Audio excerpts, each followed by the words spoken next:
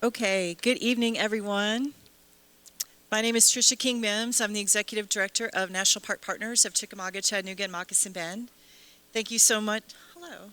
Thank you so much for joining us as we celebrate the 20th anniversary of an idea that started at 212 Market, just down the street, to have a Moccasin Bend Fall Lecture Series. That was in 2006. A few members of the Friends of Moccasin Bend met over at 212, and the idea of a speaker series was proposed to continue to highlight the significance of Moccasin Bend that had recently become part of the National Park Service following legislation passed in 2003 and land donations by the City of Chattanooga, Hamilton County, and the State of Tennessee in 2004. Mr. Greg Vital, Friends of Moccasin Bend board member then and still advisory board member of National Park Partners, and also now a Tennessee state representative for District 29, said, "That's a great idea. I'm in. I'll underwrite that." And he has continued to do so every year for 20 years, from 2006 to 2025. Thank you, Greg.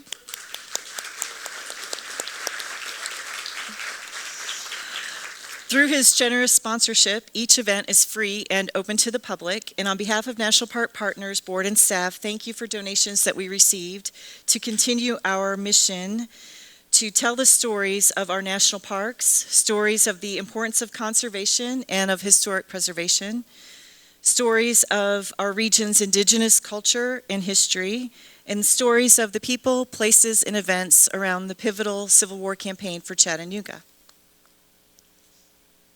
I probably got to put my glasses on now.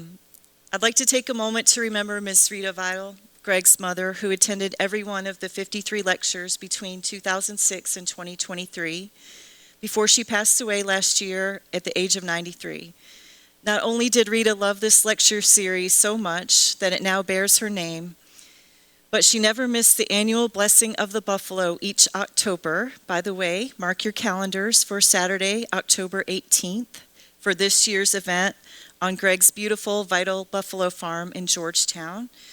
We'll have information about that and all of our events and park service programs on our website, nppcha.org. But most of all, Rita loved the Lord and she loved America, and she always treated every person that she met with kindness and respect. So in Rita's honor and memory, let us all endeavor to honor that deep love she had for her country and her fellow man by committing to civility and dignity as we interact with one another. Chattanooga's National Park legacy is truly an amazing historical and cultural resource, offering over 9,000 acres and 80 miles of trails to explore. The preserved land tell the story of 12,000 years of continuous human habitation on Moccasin Bend, truly a time capsule holding the memory of our continent. And it's just across the river from where we are today. While we are blessed locally to have a national park throughout and surrounding our city, more than 1 million visit Chickamauga and Chattanooga National Military Park on an annual basis, providing an economic impact that exceeds $80 million between visitor spending and the support of nearly 1,000 private sector jobs each and every year. In addition to forming the stories that shaped our city, our national park continues to be a major contributor to our local economy and our quality of life. With us tonight are Chickamauga and Chattanooga National Military Park Superintendent Brad Bennett and the Park Historian Jim Ogden. Please join me in thanking Brad, Jim, and the National Park Service for their dedication to the stewardship, interpretation, and preservation of our national treasures.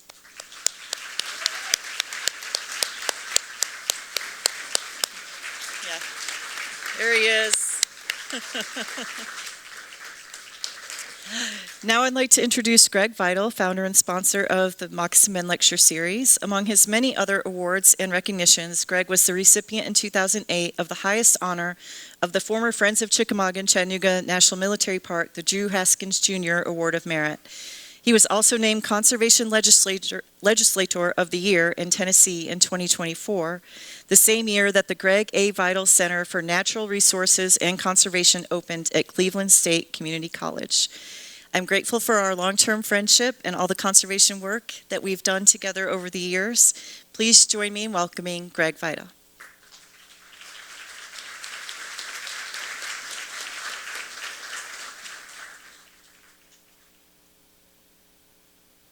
Well, it's a real pleasure to be here, and Trish and I go way back on conservation. I tell the story sometimes that before she joined us here, she worked for the Land Trust for Tennessee, and many of you know I'm very active in the Land Trust and preservation of open spaces, and we used to ride back and forth to Nashville, and we could pretty much hash out the issue between here and Nashville on some conservation issues and preservation. So it's been exciting for more than 20 years to work together with Trish and what's going on now with the preservation of the Bend. We have such a gem attached to our downtown area. And to look back over the 20 years of this lecture series and to see what the national park means to this community, its history, where tourism has been, and how we now expand the various units of the national park across our community. I was at a conference this week, and they were talking about how important outdoor recreation and historical tourism has become.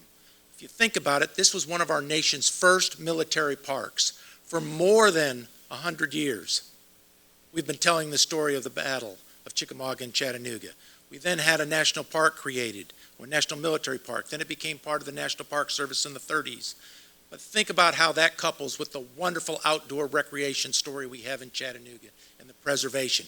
Tonight we're going to hear another aspect of our history, and I'm pretty excited to go back into the 1600s, and how far back we're going to go, I don't know, but I'm excited. So thank you all for being here. Thank you for supporting our national parks. More importantly, thank you for supporting conservation and stewardship of our land, water, and the special place we call home, Chattanooga. Thank you.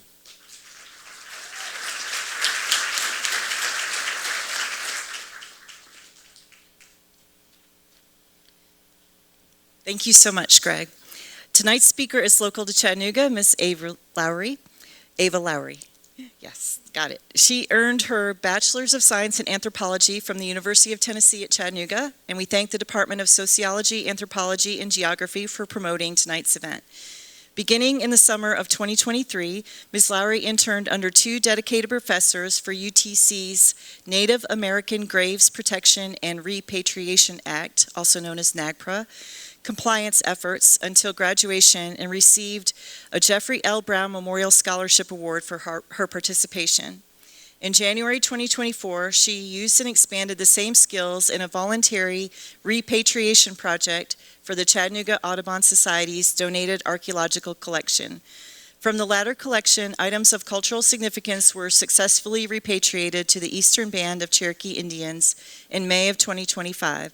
Ms. Lowery is a museum and outdoor educator at the Chattanooga Audubon Society's main property, Audubon Acres, where she produces educational programs based around nature, history, and archaeology. Please welcome Ava Lowery. Woo! Okay, cool. All right, so I used to be a tour guide. The largest group of people that I've ever talked to was 55, and I think y'all have about tripled that. So I'm really looking forward to it. All right, so, this is my clicker thing up here. I can just go through. Oh, wow, look at that. I didn't even know my PowerPoint did that. Wow, that's so cool. All right, Conquistadors and Chiefdoms, the hidden history of 40HA84. Oh yeah, okay, there's more stuff.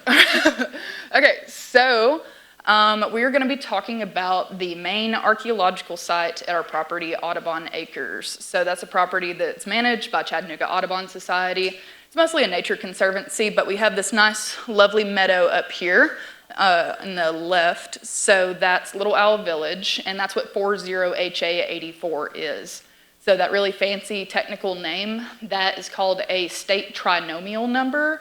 So basically, the State Division of Archaeology has this big cataloging system that they use for all the archaeological sites in every state. So 40, that's for Tennessee. Tennessee is the 40th state alphabetically. And then we have HA for Hamilton County, and then 84 means that that's the 84th site recorded in Chattanooga. So it's actually got a pretty low trinomial number too, but that just basically means that it's been dug up and looted a whole lot, so yeah, we'll get into that in a minute. Okay, so, and then we have this lovely picture of South Chickamauga Creek that runs through Audubon Acres. So one thing that I used to love to do as a tour guide is whenever we would walk into a big, pretty room, I would have the audience all go, ooh, ah. So we're gonna do that on 3, okay? All right, everybody on 3. 1, 2, 3. Ooh, ah. see how nice that was? Yeah, that was great. All right, so we are going to be talking mainly about the Mississippian period. That's when this village was mostly occupied. So the Mississippian period, that's about 800 to 1500 CE. And I'm going to note, too, that's kind of an arbitrary date range. People didn't just wake up and be like, oh, we're in the Mississippian period now. Cool, awesome. Let's start planting corn everywhere and stuff.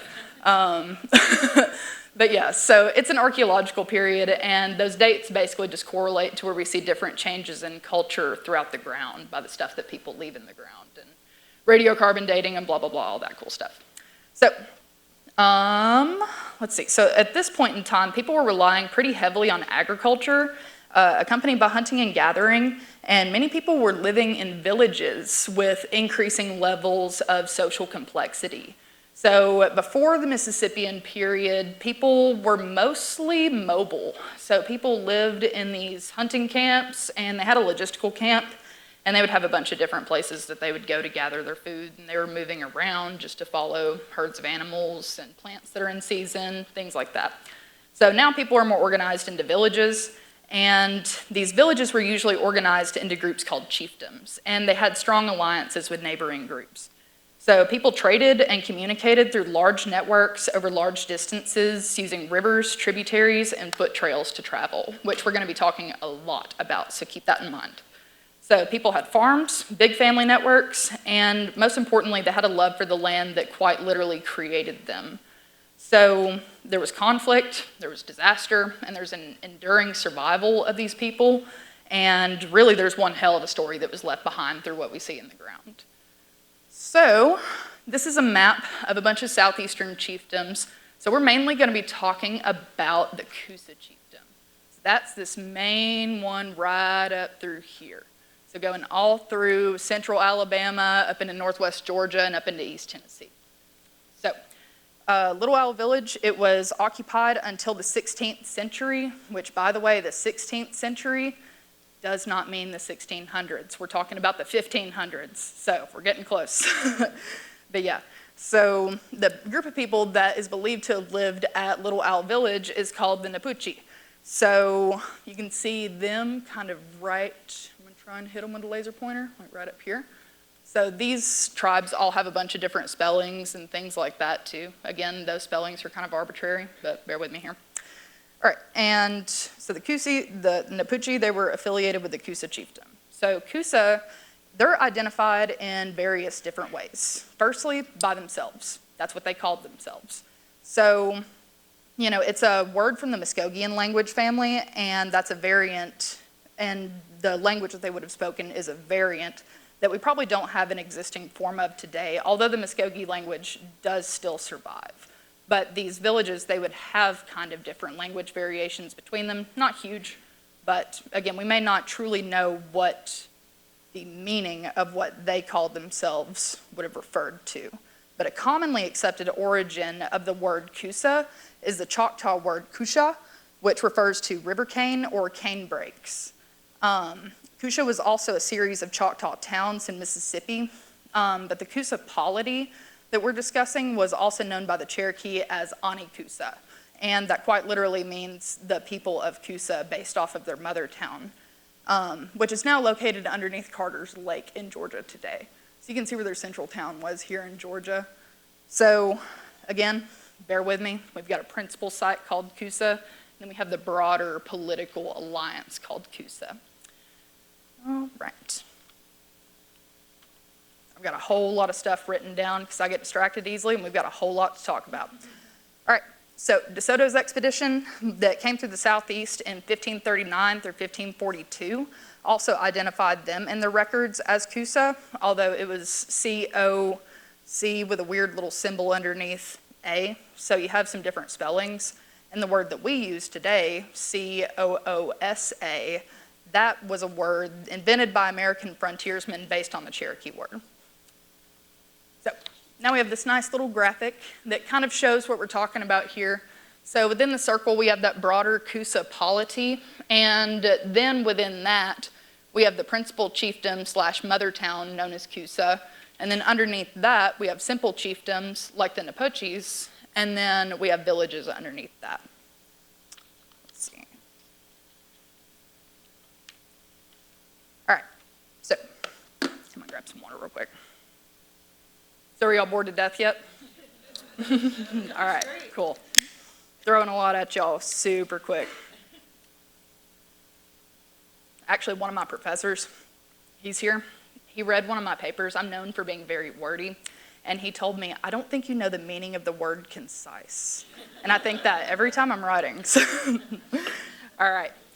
So I can actually kind of make a personal comparison between my relationship with Sand Mountain and what I imagine the Napoche's relationship with the Coosa polity to be. So as has already been mentioned, I'm local to Chattanooga, specifically Lookout Valley. Woohoo, yeah, go Yellow Jackets.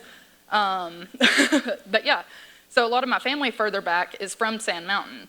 And one time I was talking to someone about my family history, and they asked if I was from Sand Mountain, to which I responded, no, absolutely not, no.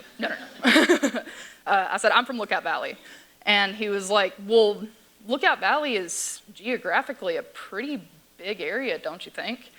And I was like, yeah, I kind of know what you're talking about because Lookout Mountain runs down into Georgia and Alabama, and so does Sand Mountain, and that forms a bigger thing known as Lookout Valley or Wills Valley. But no, I asserted, I'm from Lookout Valley, as in Tiftonia, Elder Mountain, Raccoon Mountain, pretty much anything I could think of to identify the fact that I live on this big bend thing opposite Moccasin Bend in the Tennessee River. So this was when the person I was speaking to said, well, you know Sand Mountain and Raccoon Mountain are the same thing geologically, right? Wow. Okay, cool. So it just has a different name across state lines. So I may have known this on some level since I literally used to work inside of Raccoon Mountain as a cave guide, but it honestly flipped a switch deep in my brain somewhere. I'm getting a little anecdotal here, but I kind of used to look down on Sand Mountain. Like, yes, I had family from there further back, but we'd progressed and moved, and they were still so different and backwards 15, 30 minutes down the road, you know? But it had never occurred to me that someone, as an outsider to the area, would see me as no different from someone from Sand Mountain just from speaking to me. So I've kind of changed my tune on how I talk about Sand Mountain, although some jokes still get made. But anyway, so this is where I'm making the comparison with the Napoches and Coosa. So someone could ask a Napoche, so are you from Coosa? And they may say that they had family that came from the mother town way back when, or they could say, yeah, but I'm like really from the Napoche villages. Or they may even say, God, no, my family stopped paying tribute to those guys because they're so different and backwards, you know. We may never know what level of identity they held in relation to Coosa. And we'll discuss the rebellion against the Coosa chiefdom a little bit more later. But, you know, it's just important to remember that the similarities we see between related groups of people actually may stand out to us more than those critical differences that they see between themselves. So that's just a little anthropological, you know, musery going on. All right, so depending on the broader socio-political environment and the physical environment of the chiefdom, cultural assimilation and overall levels of group identity can vary, like what we just talked about. So chiefdoms, they provided strength in numbers, both in times of instability and in day-to-day life. But as we're all aware, times of conflict and instability can actually kind of degrade people's connections between each other, and it can cause those rifts in society. So that's kind of what we see happening during the end of the Mississippian period. So a lot of these chiefdoms experience breakdowns in the faith in the systems that were governing their lives, faith in the systems that fed their families and protected them with their strength in numbers. So, you know, a lot of different tribes experience this in the face of European disease and rapid displacement, including the Coosa. So, little water break. All right, y'all all still following me? All right, cool.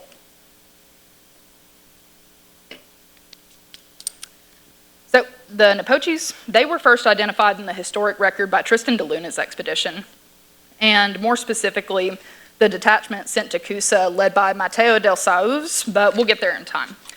So not much is written about the Napoches, but we can actually follow a pattern of how they relocated in response to colonization.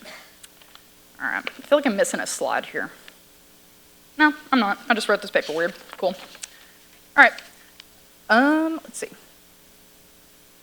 Okay. So we can follow some patterns of how they relocated in response to the effects of European contact and subsequent colonization. I'll have a map for that later on. But the Nipotchis' inhabitation of the Chattanooga area was configured by historians and archaeologists, notably Charles Hudson, J.B. Langford, Marvin T. Smith, E. Raymond Evans, Dr. Nick Honorkamp, Bruce Council, Dr. John E. Worth, and certainly others. So archaeological evidence of Spanish interaction was compared with the translated chronicles of De Luna's expedition that had descriptions of distances traveled by the Spaniards, and they were matched with geographic landmarks and known archaeological sites. So the sites that the Nipotchis inhabited in the Chattanooga area are Little Owl Village at Audubon Acres, and later tonight we're going to be talking about Sitico Mound, McClellan Island, and there's also a strong likelihood that they also inhabited sites on Williams Island and none other than Moccasin Bend. So I'm also going to take a minute to point out, I have a pretty close connection to Williams Island. He's my grandfather. He's sitting right here.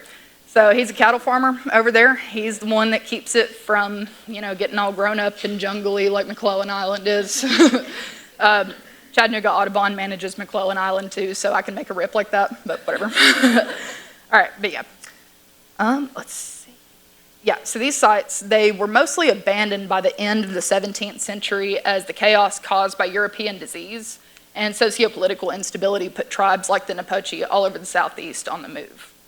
So, there's the map that I was looking at. Cool. Ooh. All right. So we can kind of follow the transportation routes in this area by rivers, and following that, the Nipotchis would have likely relocated from our Chattanooga cluster that we have up here to somewhere near Gunnersville Lake, and then they kind of fall off the radar again for a while, but they appear in the historic record again in a town list prepared by a French colonizer named Charles Levasseur, who was a draftsman, basically a civil engineer, for the French colony of La Mobile, now known as Old Mobile. The colony was occupied from 1702 to 1712, and it listed a group called the Nipatchis as living near the confluence of the Coosa and the Tallapoosa rivers, and they were listed directly underneath the Alabamans, so that implied that those people were living closely together in that area. And then later, there was another map called the Barnwell map that was produced circa 1722, and it listed a group called the Nabucci as living on the opposite side of the river from Fort Toulouse in Alabama. So you can kind of see the trail that we're taking here. The same town was not listed on French maps made in the 1730s, and this is where we lose the historic record of the Nipotchi as an individual tribe. So these historic records, these historic settlement records place the Nipotchis in some spatial relation to the Porch Creek Reservation in Atmore, Alabama. So first of all, how many of y'all knew that Alabama had a reservation?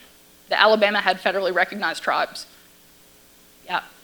So, it's not super commonly known.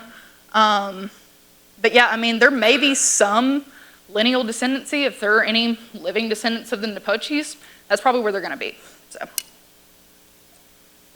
So to quote the Porch Band of Creek Indians website's history page directly, the Creek Indians, along with other southeastern tribes such as the Choctaws and Cherokees, are descended from the people of the Mississippian period. In the 16th century, the arrival of European settlers brought epidemics, violence, and unrest to the southeast United States, resulting in a scattering of the region's indigenous peoples. In the 17th century, these diverse populations joined together and established settlements along the central Chattahoochee River, the lower Tallapoosa River, and the central Coosa River in what is now east central Alabama. So for the next 2 centuries, these areas were the heart of what became the Creek Nation, and later they coalesced into the Porch Creek Reservation. All right, so now that we've got our chiefdoms introduced, now it's time to talk about some conquistadors. So specifically, we are talking about Tristán de Luna's expedition that lasted from 1559 to 1561. The De Luna expedition falls in a notable temporal relationship to the infamous De Soto expedition, with a difference of about 20 years. So, yeah. So the Spanish government could basically gain insights over this 20-year period over how to do the colonization process better. So how many of y'all have heard about how bad De Soto was? Not super great. Boo, that guy sucks. He deserves everything bad that ever came to him. Boo, yeah. So thankfully we're not going to waste too much breath on him. But yeah, so this is 20 years later, and the Spanish government had gained perspective on the horrific atrocities that took place in the southeast with De Soto's expedition. So the Spaniards' reputation also preceded them in future interactions with native people. So De Luna's expedition notably went to great measures to uphold systems of documentation and correspondence to track their expedition, and its detachments could also provide external supplies and laborers to mitigate De Soto's past record of trafficking, pillaging, overall reckless approach with both his own army and the natives. So basically De Luna was just trying to be a decent guy. Shocker, you know. But yeah. So, lost my spot again. Okay, so Spain's progressive colonial invasion into Central America and the Caribbean also provided a geographic and economic proximity to the southeast that had not been as developed in 1540 for De Soto's expedition, nor did De Soto possess the humanity and conscience to consider wasting his wealth on such sentimental things. Wow, you can tell I was really mad when I was writing this. So, all right, so we're gonna take a minute to talk about this map. This is an example of what De Luna's expedition had to go off of when they were going into the interior southeast. So that's La Florida. La Florida is not that little dangly bit hanging off of the continent that we know today. La Florida goes pretty much all the way up into Kentucky and over into Mississippi, and you know, it takes up like 8 states or something. It's crazy. So we're going to be talking about La Florida, and don't think just Disney World. Think of the whole southeast, basically. All right.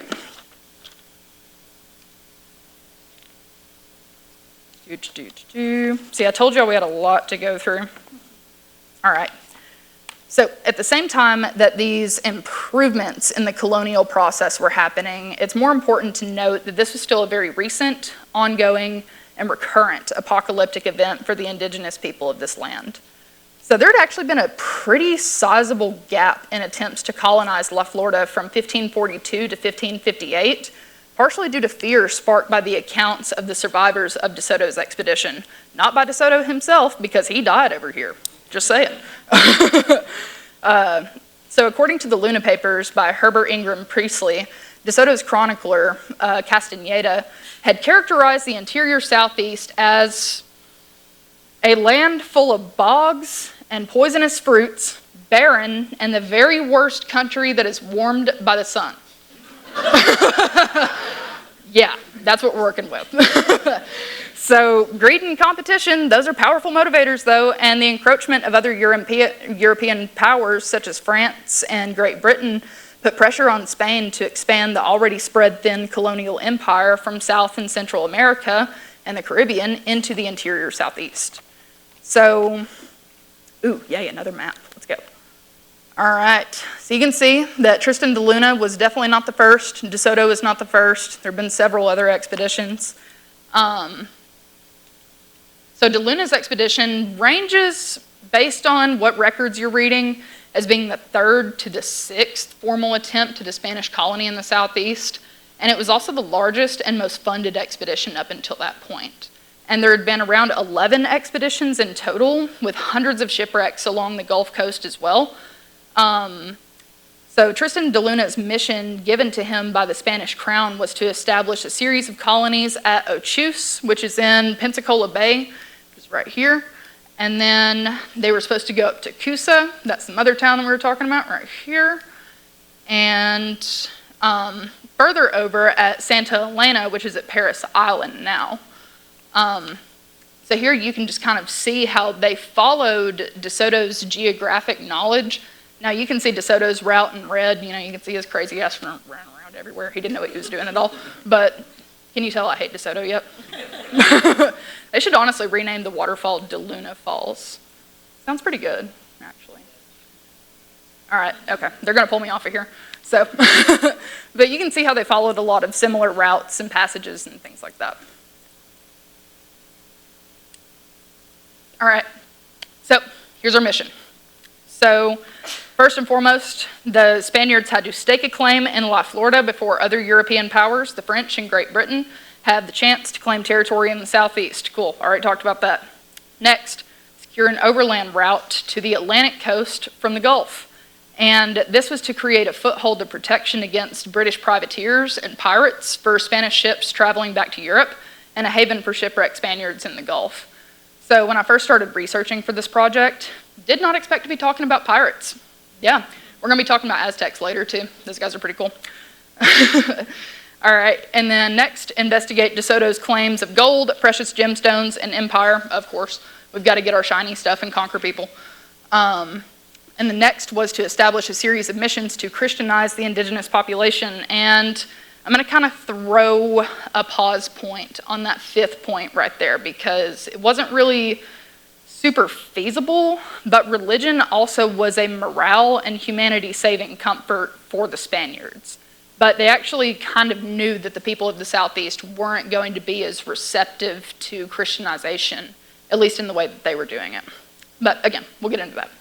So De Luna himself actually made it very clear that he did not want to bring people inclined toward religious zealotry, which I gotta say must be pretty zealous, considering that I read that in a book written in 1928, and this is a 16th century description of somebody's religious zealotry. Yeah, you had to be kind of a fanatic at that point. So there had been a long history of using systemic violence to convert various native groups to Christianities in New Spain. And by New Spain, I mean like Mexico and the greater area. So again, throwing some different names at y'all. And there was ongoing lobbying for more missionary work during the gap in formal expeditions to La Florida between 1542 and 1558. Missionary expeditions in La Florida had been lobbied for particularly by a Franciscan friar, Father Andres de Olmos, since at least 1544. With missions in the encomienda system already being established in other Spanish colonies. So it's critical to emphasize religion's weaponized role in the violent oppression of the indigenous people of New Spain and later in North America. The encomienda system, it was a system of forced labor that originated in Spain during the Reconquista, and that's a centuries-long religious struggle between Muslims and Christians on the Iberian Peninsula that I do not have time, knowledge, nor capacity to discuss here. But that's where it all started. Got it. So, in the context of the Americas, indigenous people that were forcibly conquered were claimed to be subjects of the Spanish crown, and therefore not technically slaves, according to Spanish law, but they were some secret third thing that really just looks like slavery. You follow? Yeah, okay. All right. All right, and this is also, the encomienda system is a key part of understanding the legalistic system that provided DeSoto with a righteous mindset in enslaving and trafficking indigenous people during his expedition. So a number of these survivors, women from Coosa, later joined De Luna's expedition as translators and guides, and we'll talk about them later. So in New Spain, people were captured and taken to assimilation camps called reducciones, or reductions, or were otherwise subjugated from within their own chiefdom via intimidation and violence. Their lives, labor, and other forms of tribute were treated as rewards given to conquistadors and other officials for favors to the crown. And in theoretical exchange, the encomenderos, or the owners of the encomienda, would then provide education in Spanish language and Christianity. So, yeah, we'll touch on that in a minute. But they would also provide protection for the people in the encomienda. And this kind of just raises the issue of the erasure of native languages and religions through this education that they were receiving. And it also raises the questions of who exactly are you being protected from if these people are conquering you? Yeah, just a little food for thought there.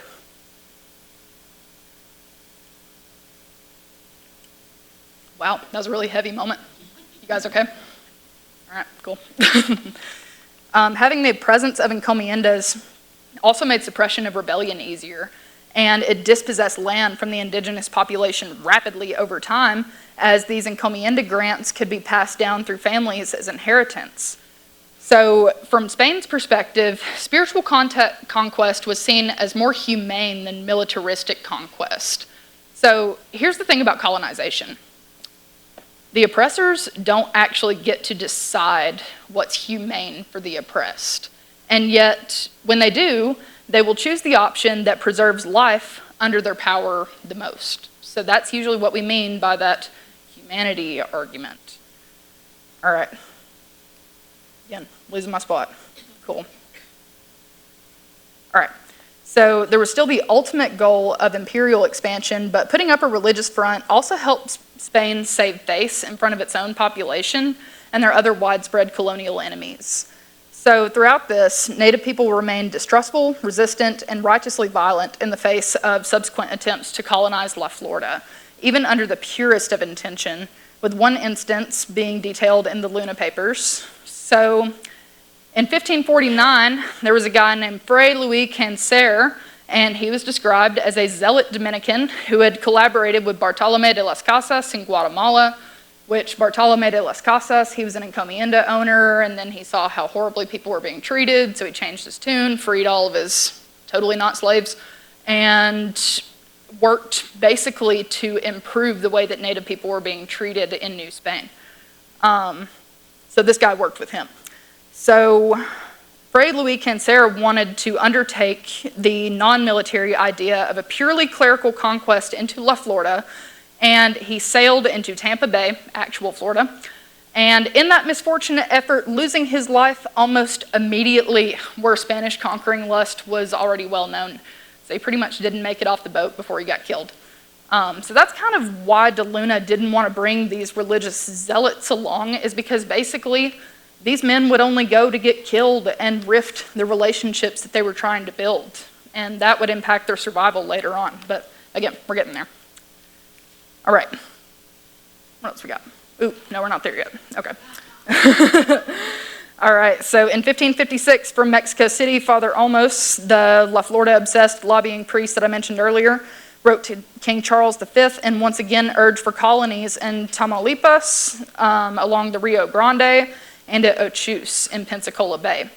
So the latter, Ochuse, was stressed as the most important, being a critical entry point to La Florida. This must have had an impact on Charles V's willingness to fund another expedition to La Florida, because preparations for De Luna's expedition began in 1557. So the expedition landed in Ochuse, what is now Pensacola Bay, in September of 1559. So before we get into all that, I've got some biographies of this guy, who we all know and love, to kind of give y'all an idea of these differences in personality that we're dealing with. So De Soto started off as a chauvinistic teenager. And when I say chauvinistic, you should think shoving it in your face. Yeah. So he was filled with stories of glory and conquest from the Reconquista, and he was dreaming of fame and wealth and what it means to be a conquistador. Again, taking some narrative liberties here because I hate this guy. But a young De Soto sailed from Spain into Central America in 1514 with Pedro Arias de Avila, who was over 70 years old when he led the largest expedition into Central America at that point. So he became a great soldier, and he violently bled his wealth from the conquest of Peru alongside Francisco Pizarro. You can read more about that later, it's horrible. And he then used the wealth that he gained from that to loan money to the Spanish government so that he could search the southeast interior for more civilizations to conquer, and that was his own. So his core motivation was always the pursuit of power, always, even at the cost of his own life. Again, I'm really encouraging y'all to look into more of the De Soto expedition. We don't have time to talk about him here that much, but we got to get on to De Luna. So, about this guy. He's not as ugly as De Soto. He's all right. But he's kind of just a sad, middle-of-the-road bureaucrat by the time we get to the end of the story. Spoilers. But, you know, he was just trying to do his job. So, he had this family friend named Luis de Velasco. And Luis de Velasco was the viceroy of New Spain, basically the governor. So When De Luna was around 50 years old, in his late 40s, he had been close friends with Louis de Velasco pretty much all through their childhood, their lives. Their families were intermarrying, and they formed a long-lasting alliance of nobility and nepotism in the Spanish government. And De Luna had been pretty well versed in New Spain. He'd been there since at least 1530, and he had provided acts of service to the crown, such as quelling a cannibalistic uprising in Oaxaca in 1548. So he was a real peacemaker, you know. He just kind of pulled up and he was like, "Hey guys, I know. You can't eat them though." But yeah, so he was also kind of a sugar baby. He was wealthy from his marriage to one Doña Isabel de Rojas, who was a widow to 2 previous conquistadors. So she was kind of a black widow in that case. And he was wealthy through a dowry of encomiendas and various estates in Spain. So his main motivation was also protecting his own financial interests and that of his children, because he partially funded this expedition with a little bit of help from the Spanish crown. And the Spanish crown was basically like, yeah, everything will be super great and fine once you get these colonies set up, if you survive. So, you know, he was just trying to basically try and get a return on his investment at the end of the day, because he had invested his children's inheritance into this kind of thing. So it kind of makes the stakes a little higher. All right. And now we're finally ready to leave New Spain. Woohoo! Yeah! All right. And like I said, the Luna project was to be undertaken only after perfect preparedness and with all the care inspired by the dreaded character of the coast of La Florida, as learned from numerous shipwrecks, and with a sobriety into which no religious fanaticism like that of Fray Luis Cancer could enter. Basically, yeah, those guys are going to go to get killed, leave them at home. All right. So here's the goal of the De Luna expedition. This looks super nice, simple, straightforward. We're going to sail across the Gulf of Mexico into Ochus. We're going to hop, skip, and jump up some rivers, plop a couple colonies here and there. Then we're going to go to Santa Elena, and then we're all going to go party in Havana at the end, right? All right, cool. Sounds good. That's not how it's going to go. All right. So, but again, I got to harp on this. This quote alone provides a glimpse into the contrast that we see between De Soto and De Luna's expeditions in matters of preparedness, sobriety, humility, and as the old saying goes, I've seen further by standing on the shoulders of giants. And it's important to note that those are often giant mistakes. So De Luna was trying to basically preserve not only the lives of his own men, but the people around him. All right. All right, I think I'm done harping on that. Cool. All right. And again, ooh, looks like a great trip. Okay, so Tristán de Luna, Luis de Velasco, and various other colonial officials oversaw the preparation of the expedition in New Spain. This process involved the assembly of a 500-man army, the creation of a fleet of 12 ships, including the construction of 4 new ships, acquisition of equipment and supplies, and the conscription of people acting as laborers, translators, and settlers. The expedition had around 1,000 additional people aside from the 500-man army, including 4 indigenous women who had been taken to New Spain from La Florida/Coosa by De Soto's expedition, and they served as guides and translators. So nice work, ladies. Let's go. Surviving officers of De Soto's expedition, accounts vary between 2 and 6. They brought enslaved Africans, wives and children of the soldiers, 200 Aztec craftsmen and warriors from Mexico City, and 240 horses left Mexico City, but only 130 arrived in Ochus. Not sure what happened there. I don't know if they were just throwing them overboard or eating them, or, you know, maybe they ran out of glue for one of the ships or something. I don't know. But yeah.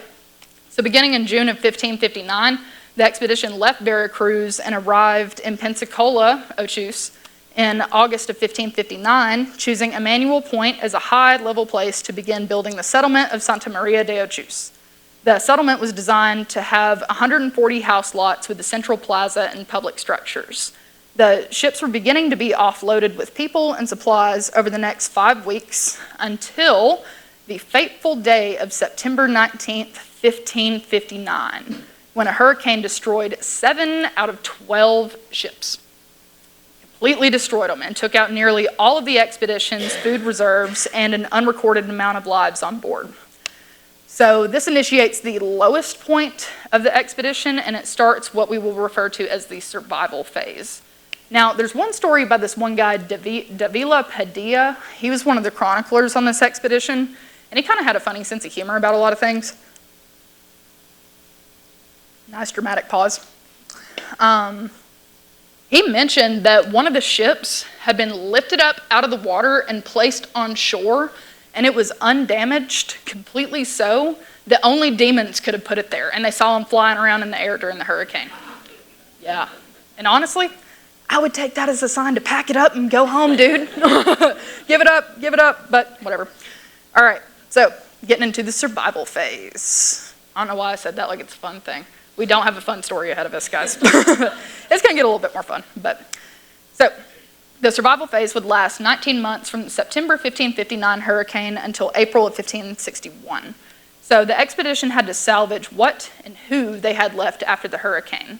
Some ships survived, one being documented as having been lifted so close to the shore, was so completely unharmed that the person talking about it said that only demons could have done it. Yeah, y'all remember whenever I said that? Yeah, that was great.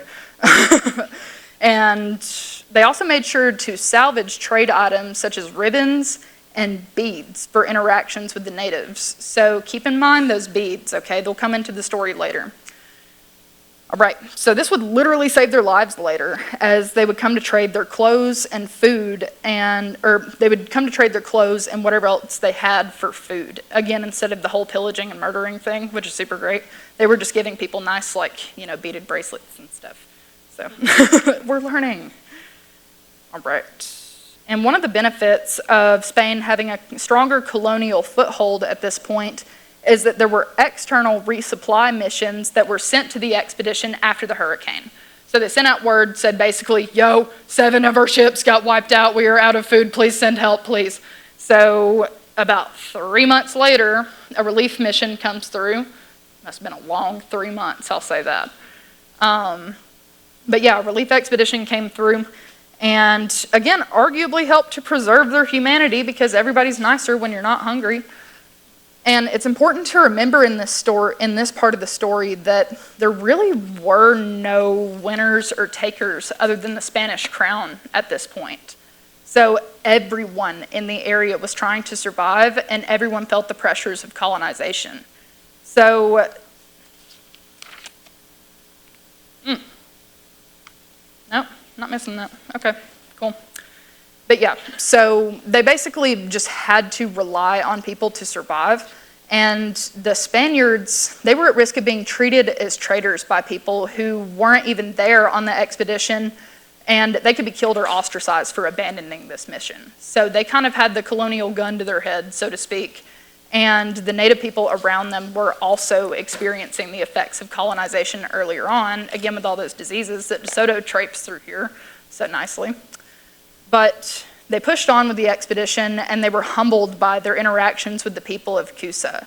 And they experienced the passive power of generosity, as well as some life-preserving acts of deception, with the occasional run-in with the business end of a Mississippian arrowhead or an arquebus. So there were some, conflicts going on here too.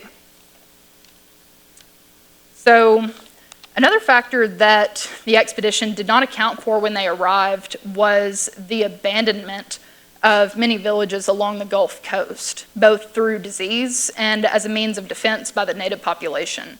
So some early documentations of this expedition noted native relations with De Luna's expeditions as being one of neutrality or passive withdrawal on the native people's end.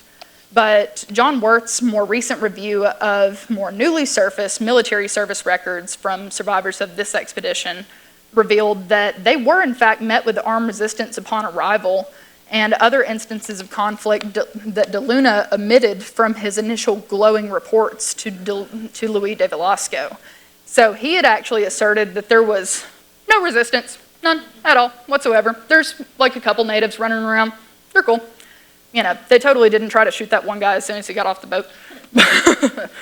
But the coastal zone was originally portrayed as an area that was sparsely populated with minimal agriculture, meaning that they would have little to no surplus to give to starving Spaniards, nor that many people to conquer. But this was partially true, but the native population was also opposed to interacting with the Spaniards at all, much less giving them food. So much of the land around Ochuse had actually been rendered completely devoid of food. So the natives had implemented a scorched earth policy for miles behind them as they abandoned their villages. They burned their own crops. They even tore up the edible wild foods and burned them.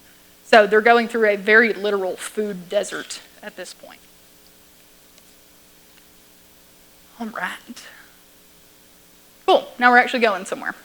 So one of the survival strategies utilized by the expedition was the relocation of the settlement from Ochuse inland to the native village of Nanipicana in central Alabama for 4 months between February and June of 1560. So they landed here and things got pretty bad. So they were like, yeah, let's just travel up the river and see if we can find some people to help us and all that. And they found a village they were able to stay at here. Let's see. So a detachment was sent inland up the Alabama River to gain intel on the route to Nanipicana, which was met with yet more ambushes and very little food. So eventually an agreement was met with the people of Nanipicana that the expedition could relocate just outside the village, but food was still very scarce for all parties involved.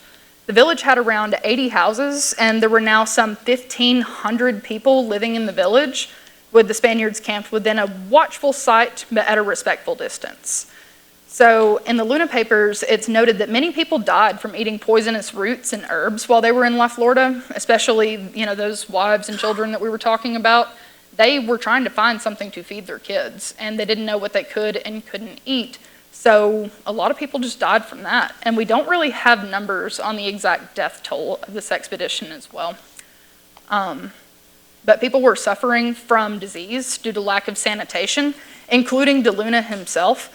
He was described as being delirious with fever, even calling for his late wife, Doña Isabel de Rojas, during the meeting where the responsible members of the expedition decided to relocate to Nanipicana. So they basically just had to override his power for most of this part of the expedition. So, again, De Luna's expedition, they were building off of De Soto's knowledge, and they knew that Coosa was a more densely populated area in a bit more of a forgiving environment with more food stores. So Coosa was really the expedition's last hope for survival. So the relief supplies that they were receiving were dwindling fast between shipments, and it was holding the expedition in limbo between survival and starvation. So Coosa was still considered to be a land of plenty by the women who had originated from there and what was known from De Soto's expedition. And it was also their intermediate colonial destination, so they kind of had to go there anyway. So they're really kind of, sitting there, itching their feet, wanting to go. So on April 15th, 1560, a 200-man detachment led by Luna's major, Mateo de Soz, left Nanipicana for Coosa. And with them, they had 40 cavalry, 100 infantrymen, and some of the former members of De Soto's expeditions, and one of the translators. So as they traveled northeastward, they still struggled to find the foretold stores of maize that were just laying along the side of the river everywhere like they were probably hoping. And they were reduced to eating the trappings of their horses, and, quote, some found the leather of their shields a dainty morsel. Yeah, these guys are hungry. The first town of Coosa that the detachment came to was Anachiqui, around June 11th, located at the modern Alabama-Georgia border near Childersburg, Alabama. So they traveled a pretty good ways all the way up through here, not finding much food in this stretch in between. But now we're kind of getting somewhere. So again, since many of the detachment were suffering from starvation, illness, and or injury, they traveled extremely slowly and often spent weeks at a time at native villages and eating any kind of food given to them. So this stressed the populations of these towns, and since the prior year's food supply was becoming very quickly exhausted and the current year's harvest was not quite ready. So actually the most common time to starve to death in a society where you're foraging your food is the springtime, because you don't have your winter food stores left over and your new food stores haven't come in yet. So they're really at the most dangerous time of year to be traveling through this area, everybody involved. Let's see, so there was another town called Apika that the expedition mentioned traveling to, and they arrived there around July 6th, and it was a similar layover site to Anochiki. They ate there, you know, got some corn, got some beans, hung out with some nice looking ladies like this. So you can see these people working in the fields. Yeah, I just thought that was a nice picture. We'll get to this guy in a minute. All right, so along the way while these guys are traveling, they were making note of the environment for future colonial endeavors. So the land was densely forested, and the native population only cleared as much land as was necessary to produce food for their village for that year. And this naturally meant that the Spaniards would have to seize Coosa fields for their own agriculture if they were to colonize the central site. So they're kind of doing a real estate survey as they're going along their way. Losing my spot. All right. So as they're moving up into this area, there were more wild foods in this part of the territory than they had seen around Ochus and Nanipicana, with acorns, edible roots, cane shoots, chestnuts, plums, blackberries, hazelnuts, black walnuts, hickory nuts, and chestnuts, all supplementing agricultural foods. And the people they encountered, they were dressed much like these in the engraving, with the men mostly being naked and women wearing nice mulberry leaf skirts. Mine's at the dry cleaner. I would have worn it for you guys tonight. But all right, now it's time to talk about this guy. So the next stop was the town of Ulubali around the end of June 1560. And this was also documented by De Soto's expedition 20 years earlier. The Spaniards spent a good amount of time there, basically eating like locusts and recovering for the next leg of the journey. There was an incident noted in Charles Hudson's 1988 paper where the Saúz detachment was up celebrating the Mass of San Juan Baptista, and the priest had already consecrated a chalice when a huge green spiny caterpillar, like this guy, fell from a tree up above the altar and into the chalice. And the people that knew the area knew that the caterpillar was poisonous, and they were freaking out, but then the caterpillar just drops dead. And everybody's kind of standing there like, whoa.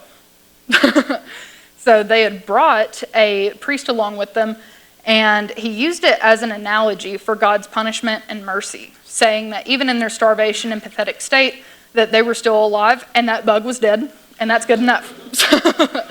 And this is, again, the point that I'm making where I say that religion was kind of a humanity-saving grace for these people. It was something for them to hold on to as they're going along this.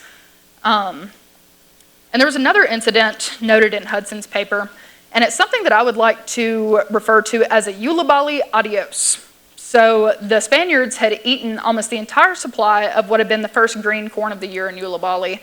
So the people of the town came up with a plan to get these guys back on the road. One evening, a stranger arrived at Ulubali, and the Spaniards figured that he had to be a principal man based on his size and demeanor. He's coming in, puffing out his chest, saying, yeah, I'm that guy. Whoever you think I am, yeah, I'm that guy. So he was carrying a staff with white feathers on the end, and he said that he came from Coosa, and he had been sent by the chief of Coosa to tell them that Coosa was at the Spaniards' disposal, and they should go there immediately, and he would guide them there. So the captains and the friars, they all took the bait, but then they became suspicious of a plot to ambush them, like, oh, are they going to lead us out back and kill us? Yeah, they might. So they debated dividing their force into yet another detachment to send ahead to Coosa, but eventually they told the ambassador that they could send word back to Coosa that they were coming and that they would follow in due time. But he responded, no, I've been ordered to guide you and I will serve you the whole way, but here, we'll strike a deal. I'll accompany you for a day and then we'll go ahead. And they were like, okay, cool. So they all left Ulubali, and as soon as the ambassador had a chance to put considerable distance between the village and the detachment, he ditched them and headed back to Ulubali, where he was actually from. He was just some guy. So the Spaniards, they get headed on the road, they got the message, and they arrived at Coosa around the end of July 1560. And all the towns and hamlets that they passed along the way, they were located along the confluences of rivers and streams. And the main town of Coosa is asserted by Hudson and other archaeologists as being the Little Egypt site at the junction of the Coosawhattie River and Talking Rock Creek, which is once again underneath Carter's Lake today.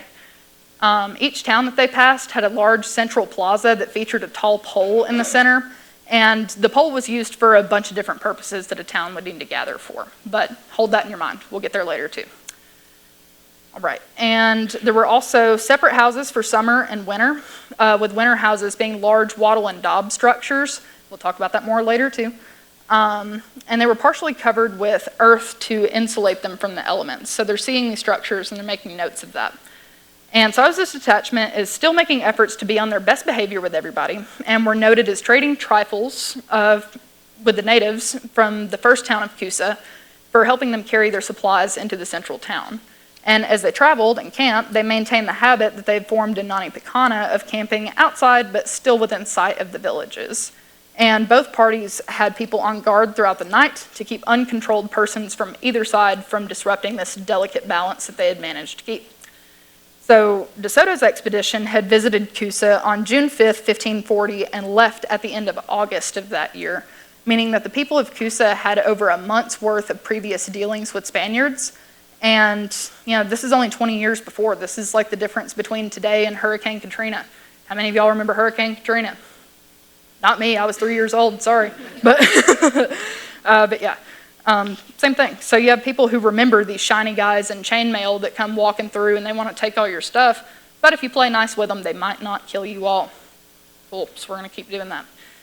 And De Soto's chronicles had also mentioned 2 slaves that had been left at Coosa. One was too ill to travel on, and one just deserted to stay in Coosa. He was like, bye, you can leave me here. I like these guys more.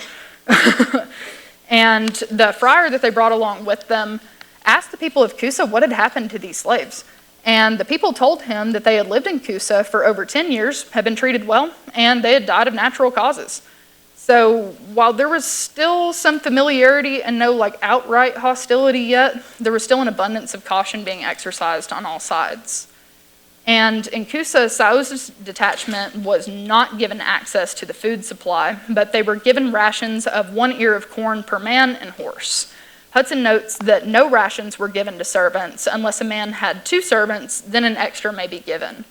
And I honestly have to wonder, I don't think that's really the people of Coosa being stingy, because yes, they're trying to pace what food they're giving out to these guys, because this food does still have to last them until after these guys are on their way. But I wonder if they didn't give extra rations because they were trying to see how they would share with people that they saw as inferior to them. Maybe, I don't know. But after about 2 weeks of this, the detachment was yet again faced with starvation, and Coosa's food supply was unsurprisingly becoming stressed under the same conditions. Normally, Coosa would be receiving tribute from other villages like the Napoche, and there would be a surplus to accommodate visitors, but the problem is the Napoche's rebellion against the Coosa. So Charles Hudson, in this paper that he's writing, he asserts that the Napoche villages were bypassed by De Soto's expedition and therefore had been spared much of the diseases and violence that weakened the rest of Coosa. And the Napoches were also located kind of in the middle of the Coosa chiefdoms. They were holding down a lot of these northern routes to the rest of it. So it was a really important thing logistically to get these guys under control to try and, again, reestablish a sense of order over things. So the chief of Coosa basically came up with an idea. Why don't we use these cool guys in their shiny armor with their big loud guns to pay a little visit to the Napoches and maybe get them back in line and paying their tribute again? That'd be pretty cool. So they floated this idea by the Sauza's detachment, and some of the principal men of the village basically complained that they could provide more for the Spaniards if they didn't have this Napoche problem. Basically saying, help us help y'all, and we all won't starve to death. So Sauz responded that he would talk to his men and have an answer the following day. So the following day, 25 cavalry, 25 infantry, their priest, their interpreter, and the chronicler Davila Padilla were allowed to go on the raid, and the rest, about 150 of them, stayed in Coosa. So it took about a week for them to prepare to leave for the Napoche villages, and this puts their departure date around August 21st, 1560. So the chief and 300 Coosa warriors equipped with bows and arrows were going, as well as the previously mentioned numbers of Sauz's detachment. As they left Coosa, the warriors marched in a formation similar to what we see on this side. So they had 8 groups with 2 groups positioned in each of the 4 cardinal directions. And this formation makes a 4-armed cross, and you see that in a lot of southeastern iconography, like in gorgets and things like that. So they were moving in this symbolic pattern. The warriors, they were also brandishing their fists and knocking their arrows, expressing how much they desired to fight and regretted not being able to do so immediately because they had to walk all the way there. And each of the 8 groups also had a captain who carried a cane that was about 12 feet long with white feathers on the end. It was similar to what the guy from Ulibarri had. And the priest made a note that he thought it was strange that the warriors were carrying white feathers into battle, since white feathers symbolized a peaceful engagement. He was like, wait, I thought we were supposed to whip these guys into line. Why are you coming and carrying your nice staff? And they basically were saying, we don't want to go like kill them all, but we're just knocking them back in line and kind of collecting any back taxes or tribute that they owed since their rebellion. So nearing the end of their first day of travel, they're on the road, they're going.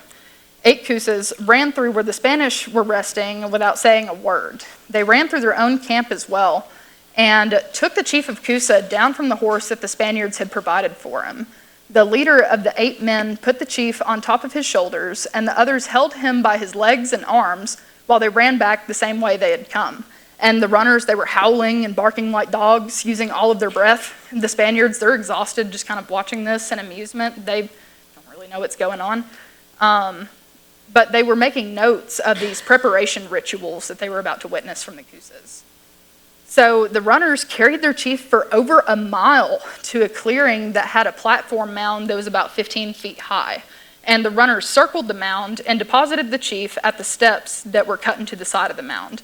He climbed up alone and stood on top of the mound while all the warriors were seated in the clearing around him. And the site was likely an abandoned Coosa town. Hudson proposes the Davis site on the Conquistador River near the Tennessee-Georgia state line. But the chief walked around the top of the mound, and he looked at all the men with great severity, trying to make my most severe face that I can. Yeah. I'm not very chiefly, but that's okay. So he had a fan made of feathers, and he pointed the fan in the general direction of the Nipocci towns. He did this several times, and then he chewed some seeds, what exactly they were is unknown, on the ground before spitting them out. After spitting the seeds out, he turned to his captains with a happy expression and said that their journey will have a good outcome. Their enemies would be conquered and their strength broken, just like the seeds between his teeth. He came down from the mound, mounted his horse, and they all settled down for the evening. So once again, food became an issue. You can tell this is a bunch of men packing for this trip. Sorry, but nobody brought any food. Nobody.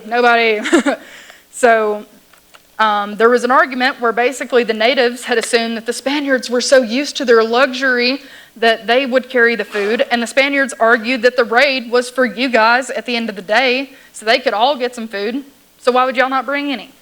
And regardless, everybody went hungry, and by this point, the Spaniards had kind of grown suspicious of this mission. Again, had the Cousas led them out here to kill them?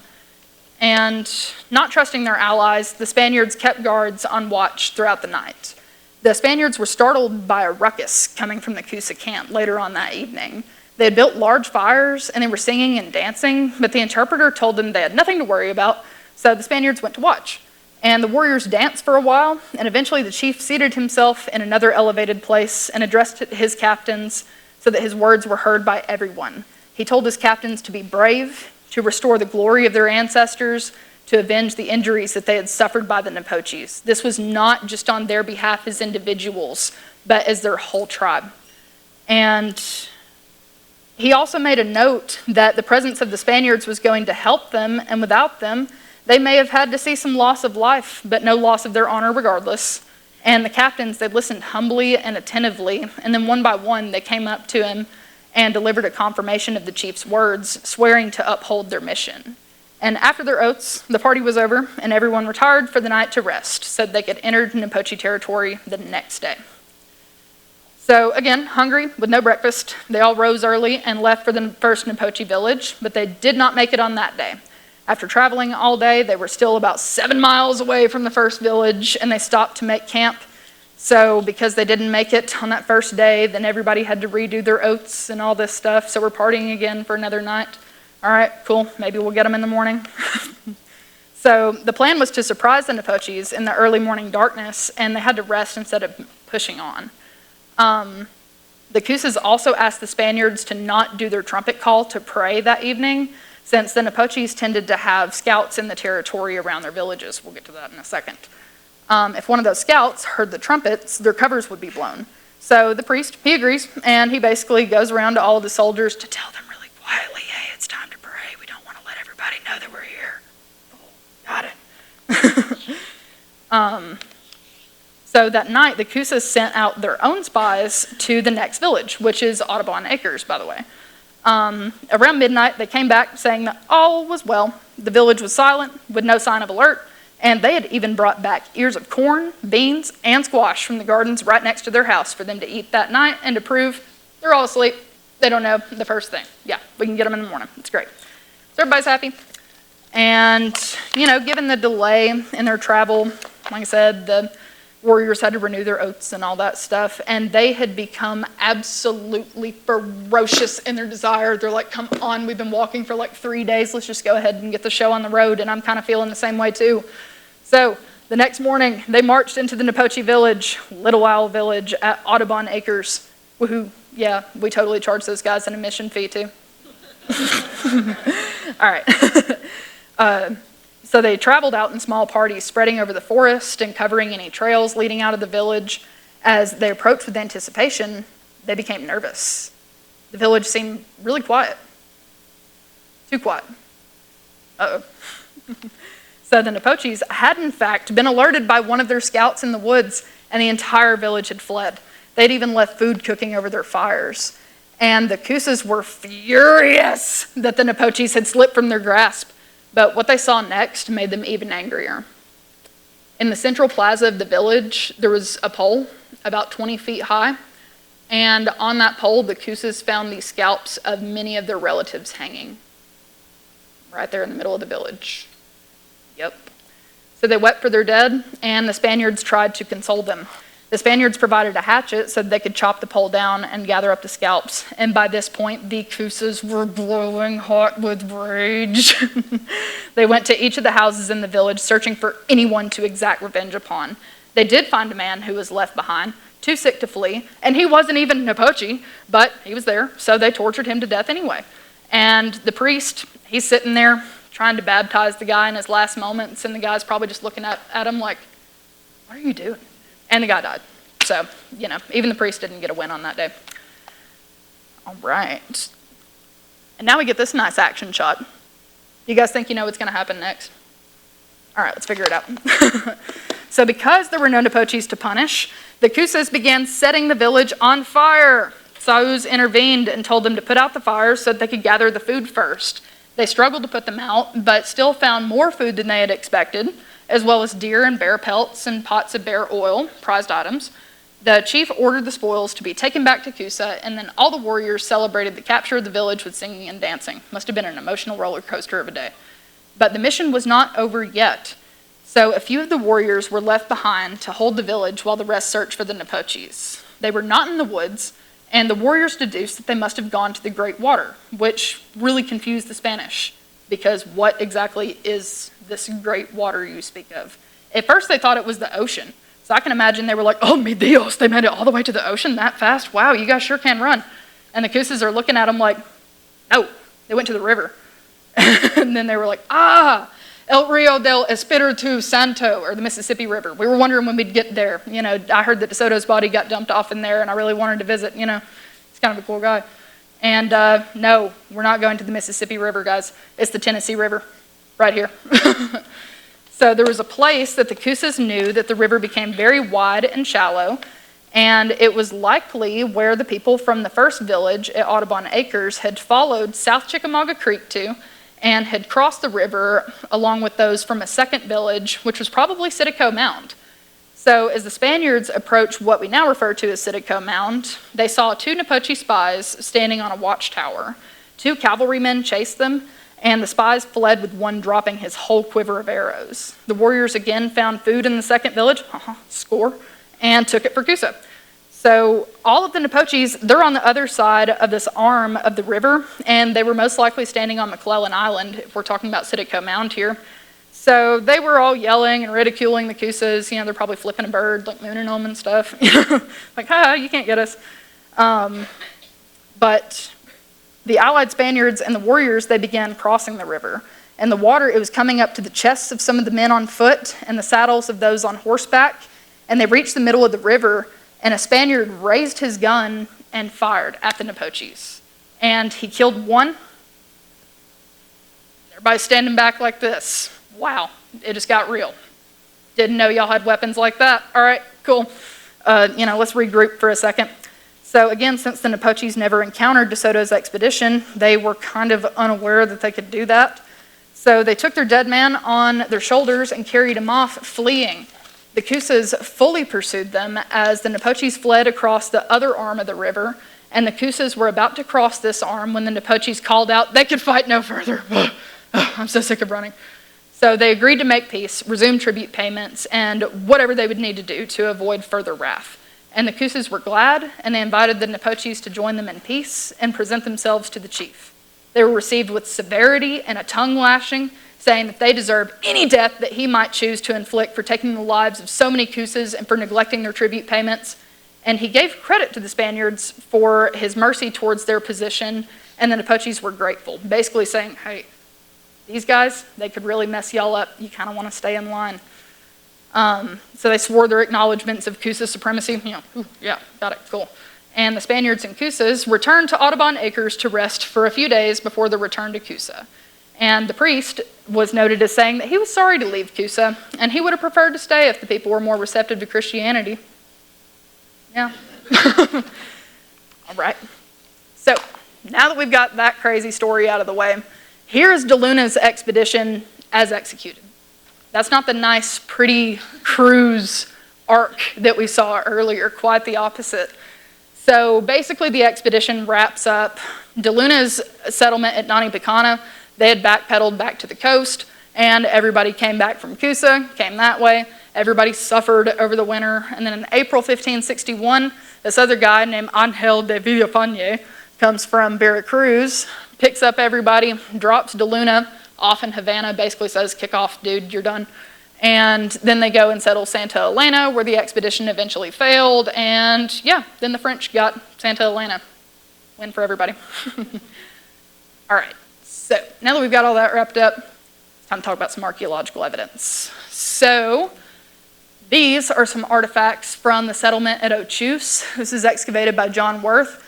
So you can see a pretty big mixture of different artifacts here. So you see some crossbow bolt tips, see a lot of pieces of Spanish weaponry and clothing items, but then you also see these basalt monofragments. You see some Aztec, like graphite style pottery. You can see some colono wares, which is basically where indigenous people were making models of ceramics that looked like European models. So we can tell that we had a lot of different people from a lot of different cultural backgrounds living in this area. And then here's a crossbow point from the Coosawhattie River. Just thought that was cool, wanted to include that. And then this is a sign that we have at Little Owl Village that talks about the story that I just told, and also talks about the archaeological dig that was done there in the 1990s. So where I kind of come into the picture with this is that when I was working as a NAGPRA intern at UTC, I actually worked with the collection from Little Owl Village. So there was a Mississippian winter house that was excavated. Like I said, it was a wattle and daub structure. Basically how they would make those is there would be tree saplings that were worked down into poles. You dig post holes, put those in there, and then you get other tree saplings and you weave them through like a basket weave to make the frame of your walls. And then you get a clay plaster and you put that over the walls, and then you run a torch over it to bake it. And you push a bunch of earth and stuff up around it to insulate your walls, and you have a nice thatched roof. So it was a pretty large structure. But yeah, so other evidence that they found of this expedition is a few Spanish beads. Now, that is pretty loose evidence at best. That could have been traded from another tribe that had interaction with the Spaniards, or they could have received them directly. We'll never really know. But another thing that they excavated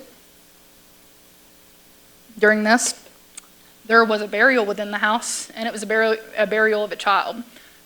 So that's something that I've thought about as I'm putting together this presentation, is that, you know, this collection is under repatriation. It's not a bad thing. It's not a bad thing at all. You know, some people would argue, oh, well, you know, does it really all need to go back in the ground? You know, we can learn more from it and this and that. 4 beads. 4 beads is not worth removing a child from where they were supposed to rest for all of eternity. So I'm pretty happy that this collection is going home where it belongs. And I also want to talk about how, even though I'm an archaeologist, I actually don't dig in the ground that much. I dig through boxes of stuff because people have been digging stuff up for a long time. And that also affects our knowledge of the historical record when people go digging at these sites. And you might think, wow, I found a piece of a Spanish gun. This is super cool. I'm going to go put it on Facebook Marketplace immediately. You know, don't do that, ever. You know, that removes knowledge that we have of the site. And it's just important to document those kind of things. But more importantly, I think it's important to talk to living people and learn that way. You know, you can learn more from living people than you can from dead people. So I think I'm running out of time. They're probably getting ready to kick me off the stage. So, We'll take a few all right. questions. Yeah.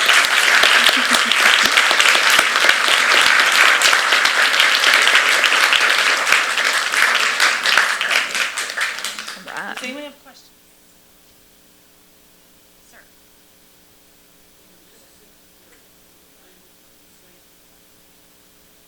No, not by any means. Yeah, there's a lot of language diversity that was lost to colonization. You know, North America had thousands of languages within it. Yeah. Pretty much any tribes that are descendants of the Mississippian peoples, like the Muskogee Creek, Cherokee, Choctaws, a lot of other tribes, you know, there's still a lot of language preservation going on. And that's where these language families come from too, because we may not have a very complete record of these languages, but you can kind of see how they live on in the present in a way. But yeah, you know, indigenous languages, they still persist. If you look around at a lot of the Trail of Tears sites around here, you're looking at Cherokee syllabary almost every day being in this area. Further. Any other questions?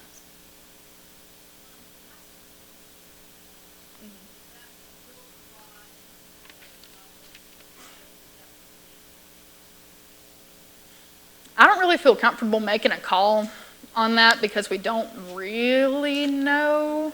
But I mean, I would wager a guess, yeah.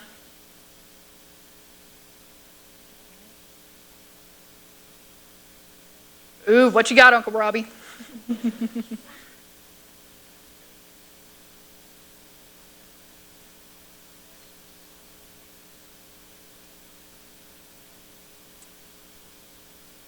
Yeah, you know, those cities of gold, they get people into hot water.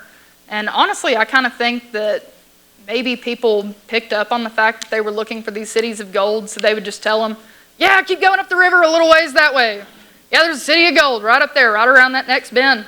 Yep, it's up, just keep going. Keep going. Keep going. But yeah, I mean, there were probably later... No. Really, the Spaniards kind of fell out of the southeastern colonization game mostly after this expedition, other than like St. Augustine. It kind of took them a while to get their feet on the ground with that. And they were already spread pretty thin by the time they were trying to colonize this far into the interior southeast. So they just kind of hung it up.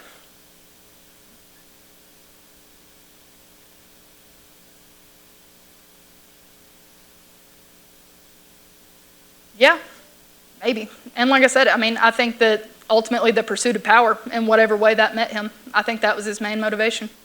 You know? What you got?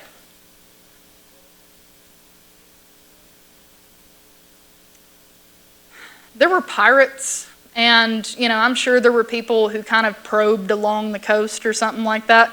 People also just got lost at sea, so there were a lot of shipwrecks along the Gulf Coast. I mean, there had been hundreds of Spaniards who had died in La Florida up until this point. Yeah. What you got?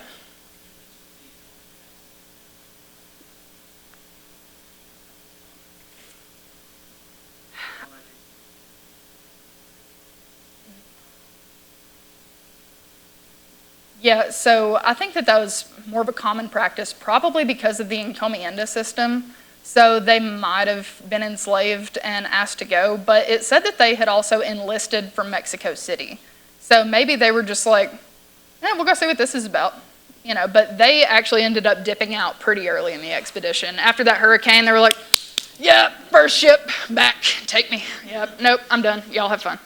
So, yeah, they didn't last too long. What you got?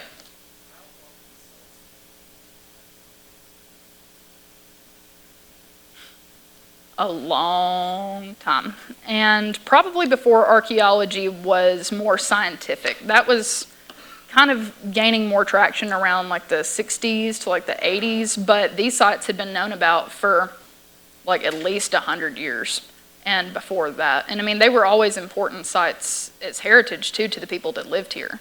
You know, they were always seen as ancient and, you know, these sacred sites. So it really just kind of depends on what context you want to take with that, you know. I think we can take one more question now, and then Ava, if you can stick around for a couple minutes if folks have questions after, but we'll wrap up with Mr. Robbins.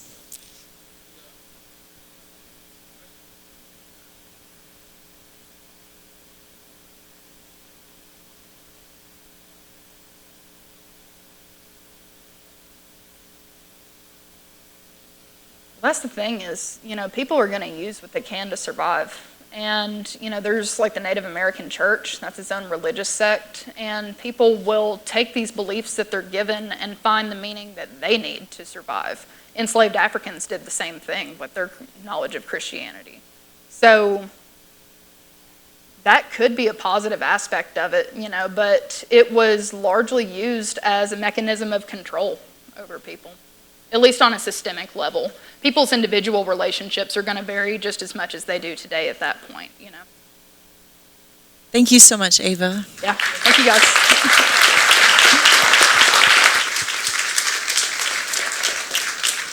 And thank you all again for coming. Thank you all again for coming. And if you didn't pick one of these up, haven't already registered for our next two events on October 20th and November 10th, we'd love to see you back.